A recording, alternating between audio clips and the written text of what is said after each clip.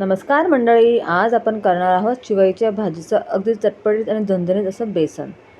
तुमच्याकडे ह्या चिवईच्या भाजीला काय म्हणतात मला कमेंट्स करून नक्की सांगा. आमच्याकडे याला चिवईची भाजी असं म्हणतात.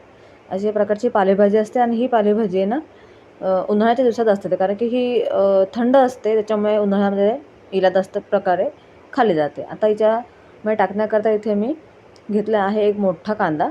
आणि ही चिवेची भाजी जमिनीत लागते, त्यामुळे हिला याच्यामध्ये ना खूप माती असते. हिला स्वच्छपणे आपल्याला धुवून घ्यायची आहे, म्हणजे पूर्ण माती खाली बसून राहील. इथे मी एका साईडला कढई ठेवलेली आहे. आपल्याला बेसन करण्याकरता पहिले बेसन पीठ भाजून घ्यायचं आहे.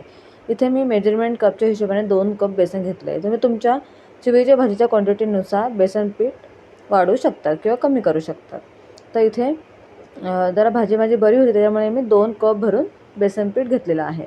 तर बेसन करताना आपण बेसन पीठ पहिल्यांदा भाजून घ्यायचं आहे. याच्यामुळे काय होईल, बेसन करताना अगदी छान टेस्ट आहे त्याची वेगळीच, किंवा तुम्ही असंही नंतर वरतून टाकू शकता, पण त्याची टेस्ट वेगळी लागते.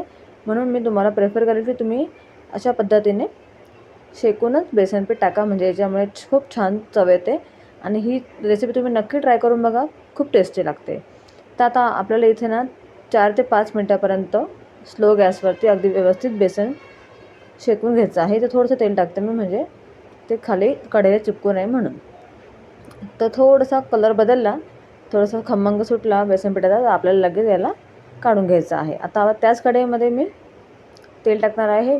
चिवईच्या भाजीचं बेसन करण्याकरता तेल येणं जरा बरं टाका, त्याच्यामुळे खूप छान टेक्स्चर पण येतं आणि बेसन पण अगदी छान तयार होतं. इथे मी 3 ते 4 पळ्या तेल टाकलेलं आहे. तेल छान तापू द्यायचं आपल्याला. त्यानंतर आपण याच्यात टाकणार आहोत 1 चमचा जिरं टाकू आपण याच्यामध्ये. जिरं पण छान तडतडलं की आपण याच्यात टाकणार आहोत मोहरी. त्यानंतर थोडं हिंग टाकणार आहोत आणि लगेच आपण बारीक कापलेला जो कांदा होता तो टाकायचा आहे. कांदा आपल्याला छान अगदी लालसर होऊ द्यायचा आहे. व्यवस्थित त्याला मिक्स करून घेऊ. त्यानंतर याच्यामध्ये आपण लसूण टाकायचं आहे. लसूण जरा बरा टाकायचा बेसन करताना, त्याच्यामुळे याची टेस्ट खूप छान येते. कांदा लसूण छान शेकल्यावरती आपण टाकणार आहोत 2 चमचा धना पावडर. आणि आपण ह्या बेसनामध्ये टाकणार आहोत लाल तिखट. तिखट टाकल्यामुळे याची खूप छान टेस्ट आहे. तुम्ही लाल तिखट आणि मिरचीसुद्धा टाकू शकतात.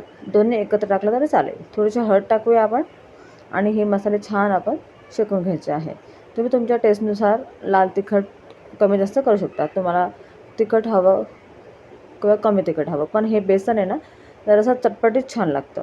त्याच्यामुळे तुम्ही चटणी जरा बरी टाका. आपले मसाले जळू नये, त्याच्यामुळे मी याच्याकडे थोडंसं 1 घोट पाणी टाकणार आहे. त्याच्यामुळे आपण जे मसाले टाकले ते मसाले बिलकुल जळत नाही. हे बघा अगदी छान तेल सुटलेलं आहे. आता लगेचच आपण याच्यामध्ये आपली चिवईची भाजी ही स्वच्छ धुवून वरची चिवईची भाजी काढून टाकायची, म्हणजे खाली मातीचा पूर्ण गाळ बसून राहतो. आणि याला धुताना स्वच्छ 3-4 पाण्याने धुवा. अशा पद्धतीने मी पूर्णपणे चिवईची भाजी टाकून घेतलेली आहे. आणि आपण सगळ्यात पहिल्यांदा चिवईची भाजी थोडीशी झाकण ठेवून 5 ते 7 मिनटं वाफवून घ्यायची आहे. हे बघा अगदी असं छान तेल सुटलं, हिला छान वाफली गेली की आपल्याबरोबर कळूनच जाईल.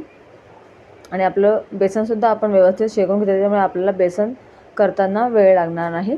त्याच्यामुळे मी पहिले इथे भाजी आपण व्यवस्थित शिजवून घेतलेली आहे. आता आपण जे शेकलेलं बेसन होतं, बेसन पीठ, ते आपण याच्यामध्ये थोडं थोडं करून घालायचं आहे. पण 2 कप बेसन मला पूर्णपणे लागून जाईल याच्यामध्ये. आता मी असं थोडं थोडं करून याच्यामध्ये बेसन टाकून याला व्यवस्थित आपल्याला मिक्स करायचं आहे.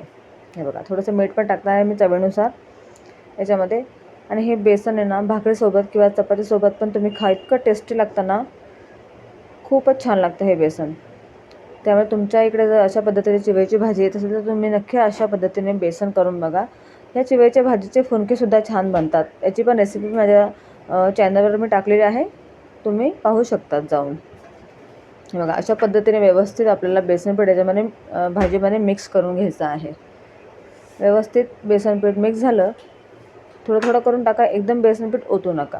आणि याच्यामध्ये अजिबात पाणी टाकायची गरज नाही. आपण ज्यावेळी चिवईची भाजी धुवून टाकतो त्यावेळी त्यात थोडंसं मॉइश्चर असतं पाण्याचं, त्याच्यामुळे त्याच याच्यामध्ये आपल्याला बेसन पीठ टाकून व्यवस्थित ते मिक्स करून घ्यायचं आहे. थोडं थोडं टाकून आणि व्यवस्थित मिक्स करायचे आहे. बघा अशा पद्धतीने.